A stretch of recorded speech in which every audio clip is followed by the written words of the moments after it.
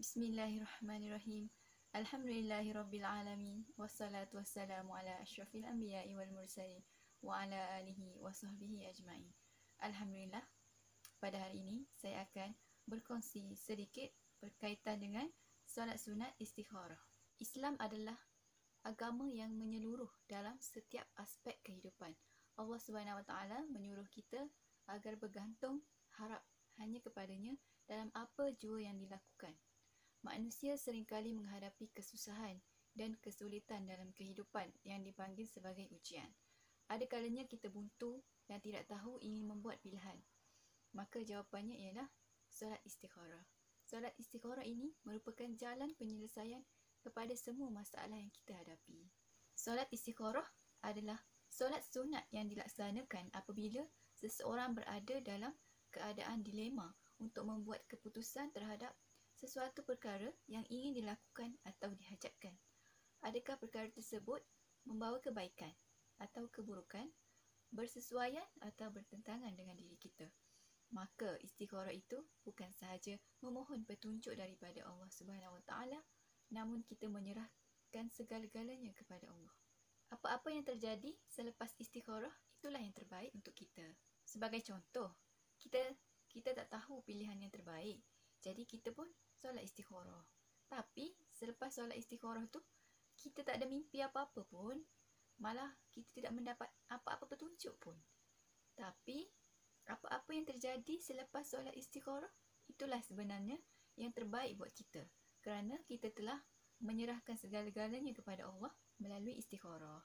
Contohnya, kita nak kahwin dengan seseorang ni, tiba-tiba selepas kita buat istikharah, kita tak jadi kahwin dengan dia. Boleh jadi tak jadi kahwin, itulah yang terbaik untuk kita.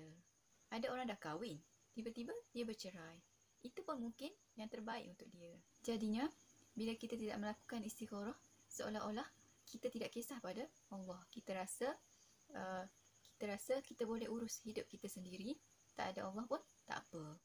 Sebab tu Nabi ajar kita melakukan istikharah, supaya setiap langkah yang kita lakukan, setiap keputusan yang kita buat, semuanya kita serahkan kepada Allah. Bukan sahaja dalam urusan jodoh, bahkan lakukanlah istikharah dalam setiap urusan lain. Contohnya, nak cari kerja, nak pindah rumah, dan segala-gala keputusan yang berkaitan dengan hidup kita. Orang yang berada dalam pengawasan Allah, dalam jagaan Allah, hidup dia akan sentiasa bahagia walau sebesar mana pun ujian yang melanda. Solat istikharah ini diperjelaskan melalui hadis daripada Jabir bin Abdullah radhiyallahu anhu. Dia berkata, Nabi pernah mengajarkan kami istikharah dalam setiap perkara sebagaimana baginda mengajarkan kami surah dari Al-Quran.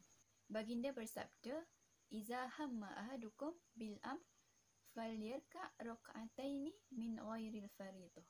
Yang bermaksud, jika salah seorang di antara kalian berkeinginan melakukan sesuatu, hendaklah dia mengerjakan solat 2 rakaat yang bukan solat fardu. Hukum solat sunat istikharah adalah sunat manakala bilangan rakaat pula ialah 2 rakaat, kerana tidak memadai jika melakukan solat istikharah dengan hanya 1 rakaat. Walau bagaimanapun, jika hendak melakukan lebih daripada 2 rakaat, lebih afdal jika diberi salam selepas 2 rakaat.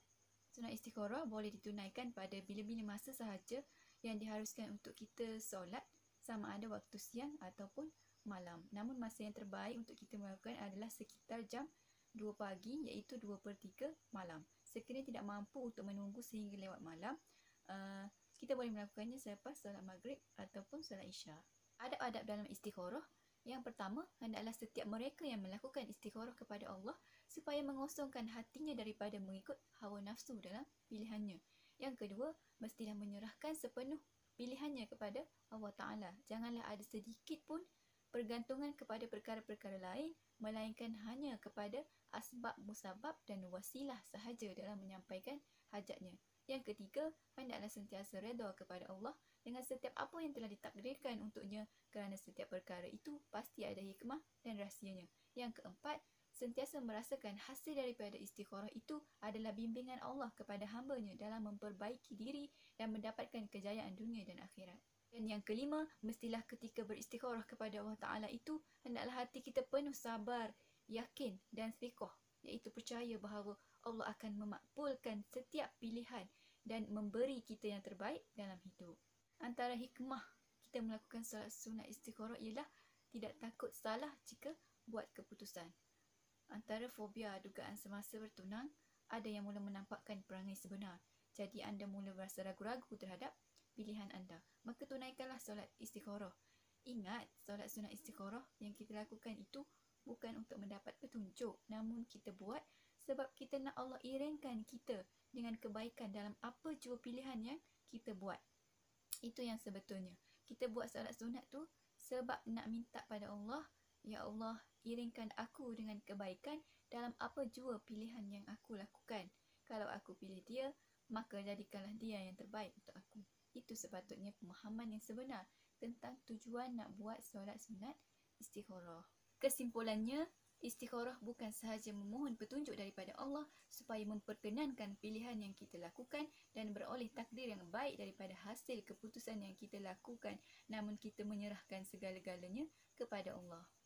Apa yang penting dan apa yang dinilai oleh Allah sebenarnya adalah usaha yang kita lakukan dalam membuat keputusan, bukannya hasil keputusan itu. Sebagai manusia yang lemah, kita tidak mungkin dapat mengetahui apakah yang terbaik, namun apa yang dilihat oleh Allah adalah cara kita beramal dan berusaha menurut kehendaknya ataupun sebaliknya. Wallahu a'lam.